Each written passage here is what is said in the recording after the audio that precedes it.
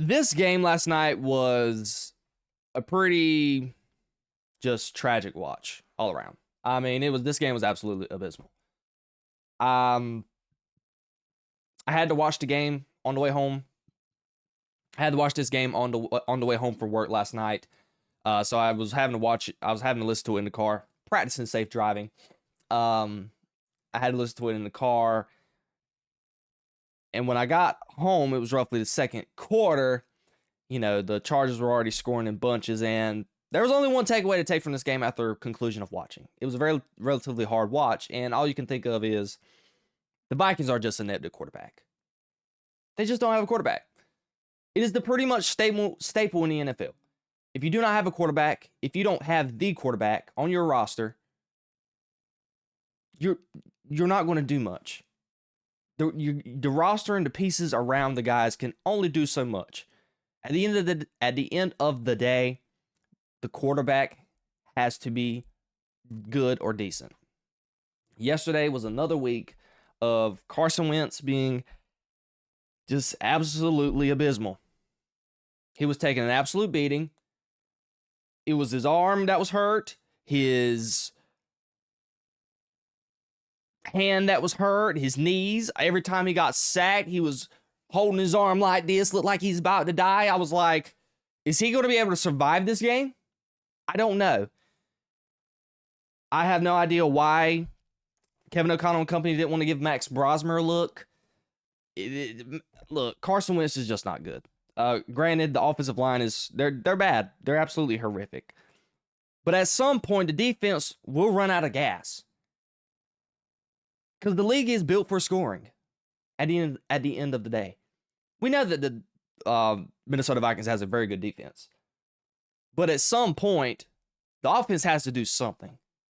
They have to be there to pick up the slack. Because there might be that one game where the defense is not going to be able to hit home. They're not going to be able to get stops. And that was the Minnesota Vikings defense yesterday. They were all out of gas. They couldn't get no stops. Justin Herbert, he was pretty protected, and we'll talk about the Chargers in a minute. But he was protected, and he was able to sling the football around. And defensively, did they even touch Justin Herbert? They sacked him twice. But it didn't feel like to me specifically, definitely, in the second half of this game. I mean, it felt like it was just a bloodbath. Carson Wentz was 15 for 27, 144 yards, 1 touchdown, 1 interception. They got no production out of their receivers outside of Justin Jefferson getting 74 yards on 7 receptions. It was just bad. This is back-to-back weeks of Carson Wentz being the reason why the Minnesota Vikings lost. Again, I mean, they cannot protect Carson Wentz. And it seems like every time that Carson Wentz dropped back to pass, he was getting hit. The Chargers defensively yesterday had 5 sacks, 7 tackles for loss. I would love to see how many overall pressures they had. I don't think it's going to show me on the box score, like how many exact pressures they had. Quarterback hits. They hit the quarterback 8 times. So that defense was humming yesterday in just all facets. And that is the championship-style defense that the Chargers are going to play because they have a good defense. They have a top 5 defense in the NFL when they're playing at their peak.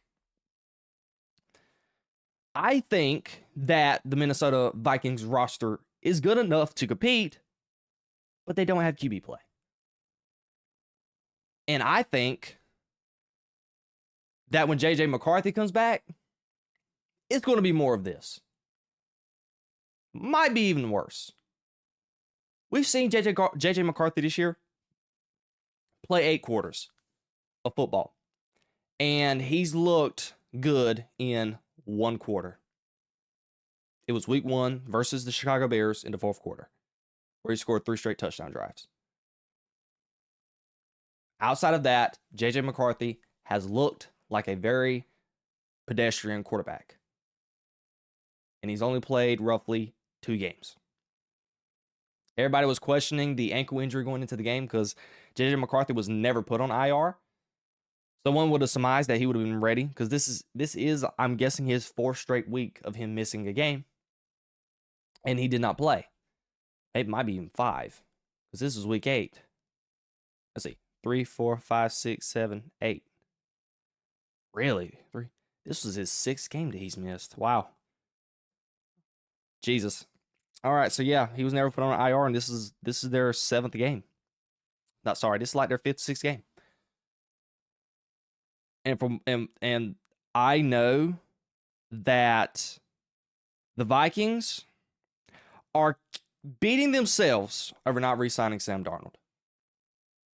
We've seen the success that Sam Darnold has been having so far in Seattle. We discussed it earlier this week on Wednesday.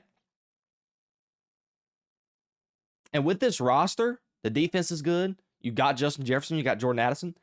Stick Sam Darnold in there. The Vikings are 3. What's the Vikings record after last night? The Vikings are 3-4. They could be 5-2.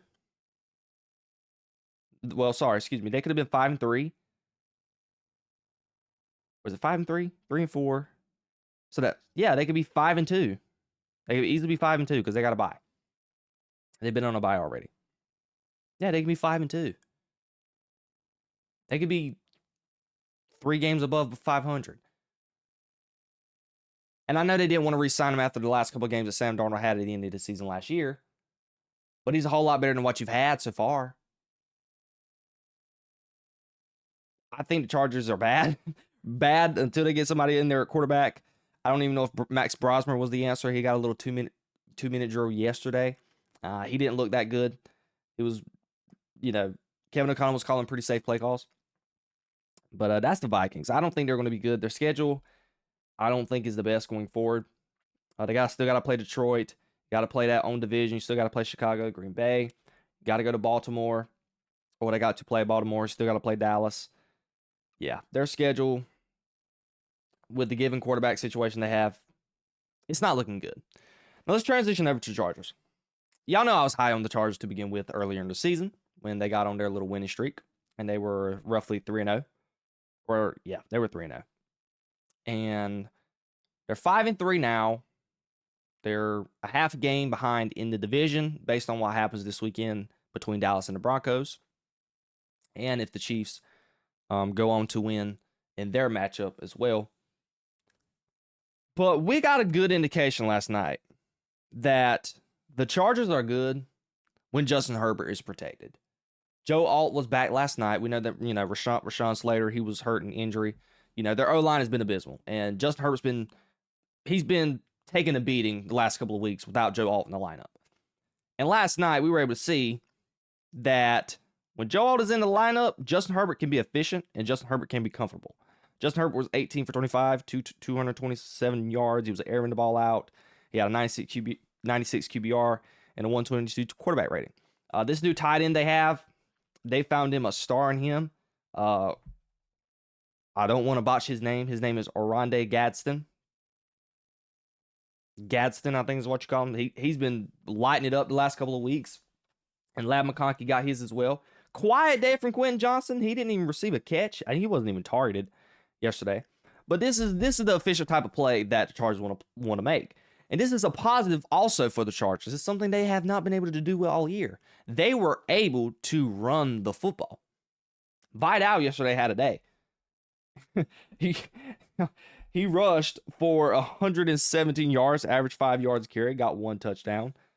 And Justin Herbert was able to use his legs as well. And that is the type of play that Jim Harbaugh is going to want to play going forward in the season.